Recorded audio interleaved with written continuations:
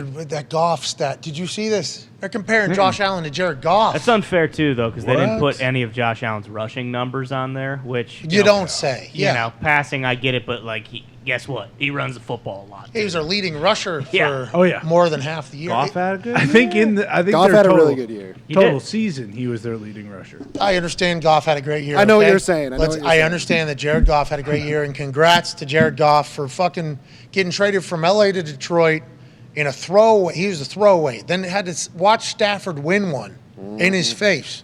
And then he still just says, I'm going back to the golf course, and I'm hammering this thing out and sticking with it. Incredible mental toughness, incredible season by him.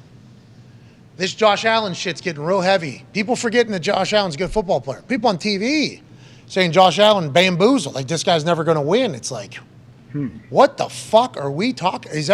What are we even talking? Maybe the Bengals are just an incredible football team. Oh, yeah, they are. Maybe their defense was unbelievable. This is just like with Dak against the Niners, like, oh, Dak's terrible. 2 interceptions, obviously, let alone the 7 straight games of interceptions, get him out of there.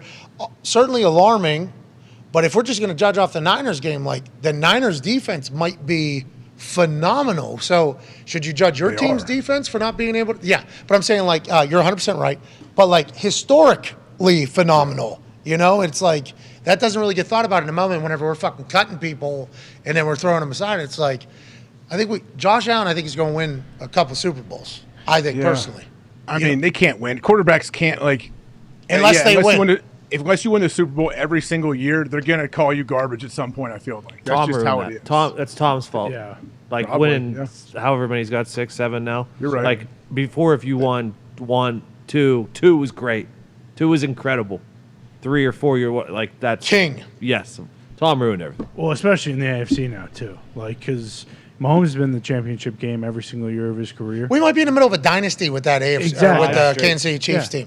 5 straight AFC championships, let alone already having a Super Bowl win. You know, they win another one and then somehow win like 1 in the next 2 years. Yeah, that's 3 in 8 years. That's a fucking dynasty. Like, and we're in the middle of it right now. Well, and to your point with this kind of stuff, I saw it going around on Reddit. Like, if they were to lose on Sunday, he would be, like the 3rd guy to have 4 home AFC championship losses. So are we going to get the same thing with Mahomes? Like, if they were to get beat on Sunday? Jim Kelly. Yeah, this guy fucking stinks. Can't we? You know what I mean? It's wild. And that's why talk about guys getting older. Yeah. Like, thinking about Josh Allen winning a couple Super Bowls, it's like before every year for the next 10, 15 years, we're going to be talking about Mahomes, Allen, Burrow. And one of those 3 every year is going to be like, oh, they didn't win it this year. And Burrow, I think, is like, why are we talking about anybody but the Bengals? Exactly. He's a guy, bro. I'm struggling with that game. Are you? Have you thought about it at all? No. Oh, yeah, I've thought about it. No. He's not struggling. Yeah, we saw What's the line? He's probably 50% of the money. Might be up to 2. Yeah, it's 1.5. 1.5.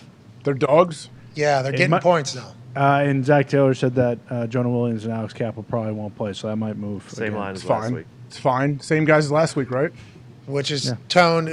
Tone, you could have been You're not referring losing a to guy mid-game. Losing a guy mid-game line. in the offensive line is a lot bigger. At least they have the week to work together. That's what matters. I agree, and I think that can certainly help.